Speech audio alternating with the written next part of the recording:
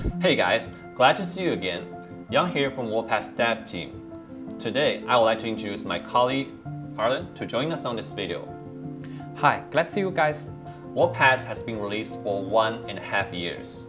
Keeping providing you guys with new content and new game experience is always one of our most important jobs. Exactly.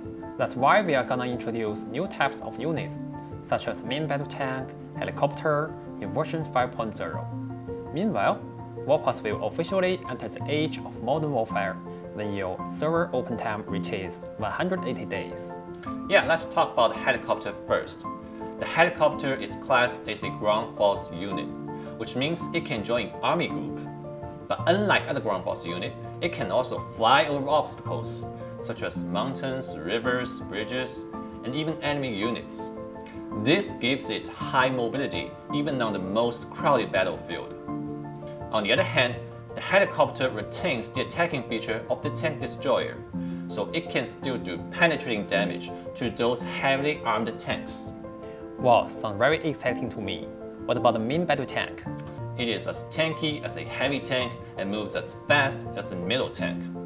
Moreover, the main battle tank can deal a significant amount of damage to the structure, so we expect to see them doing a good job on burning enemy bases. Cool. Other units are also gonna have new features in the modern war. That tank can hit now both air and ground targets at the same time. Rocket launcher will be able to do splash damage to the nearby 6 degrees of its main target. Super heavy tank will become even more tanky as its crew number goes up from 8 personnel to 12. And our art team makes sure that everything looks just right. Welcome our lead artist, Tory, for details.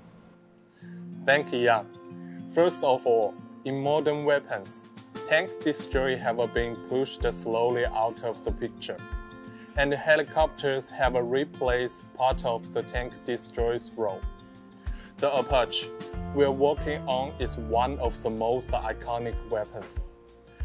During the production process, we did a detailed reconstruction of the Apache, such as the millimeter LFNCW radar mounted below the Hellfire anti-tank missile and the 13mm automatic cannon below the cabin. And after the model is finished, the painting is also done to make it look old. The Patch paint adds a realism to the steel texture, making it look like a seasoned war veteran. Thank you, Tory. Hope you guys like the modern warfare of WARPATH, and we are also looking forward to your feedback and keep improving our game. Alright, here I got questions from you guys, and I and Alan will answer the questions together. So let's get started. The first question is a general one. A lot of you have been asking us, can you make level 4 city matchmaking fair? We are always trying to make the match fair. At the same time, a level 4 city registration system will be added in version 5.1, which will be released in late September. The registration system will improve matchmaking by providing a wide selection of opponents to choose from, instead of being bound to currently available opponents from neighboring servers. In this way, we can give you more balanced opponents in the match. Another question also related to this topic is, what are the details for the Conquest matchmaking criteria? So there are a lot of factors that can affect Conquest matchmaking. For example, your alliance overall power, the average power of your alliance members, the power of your top players, the activeness of your alliance, so on and so forth. But one thing I want to point out here is that the alliance pre-selection rankings is actually not related to the Conquest matchmaking anymore. It's now just a stage to decide whether you can enter the Conquest or not. The next question is from Xenophone. Will there be more optimizations or changes that will help with the game crashes? There will be a major performance improvement in 5.0 version at the end of August. At the same time, we are also speeding up the development of light mode, which is expected to be released in version 5.1 in late September. This option can help to improve the lag and crash issues of mid-range and low-end devices. DSQ wants to know, Will a function to automatically disassemble bronze parts be added, like 3-star units? Well, yes. We already noticed that the bronze parts is quite annoying for our players, and we are currently working on this issue, so stay tuned. Next question from Matt PH. All base skins can be obtained only once. Will it be changed? Will it be possible to obtain old skins? Here's good news. Base skins that were available before 2021 are expected to return in September. Everyone can look forward to them. Cool. Soap Troop says, what are the developers' plan to ensure that the game remains balanced with old and modern units? Well, the modern units are actually much stronger than old ones, because they're upgraded from the old ones. But the modern units are unlocked only when your server open time reaches 180 days.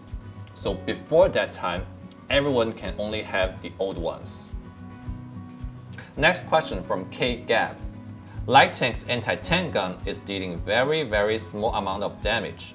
Will it be buffed or absolutely changed?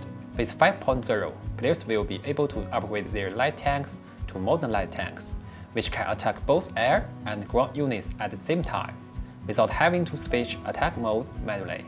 Cool. Sparta says, will Alliance member limits ever be increased? Well, no. 255 is already a huge number if we talk about Alliance member cap.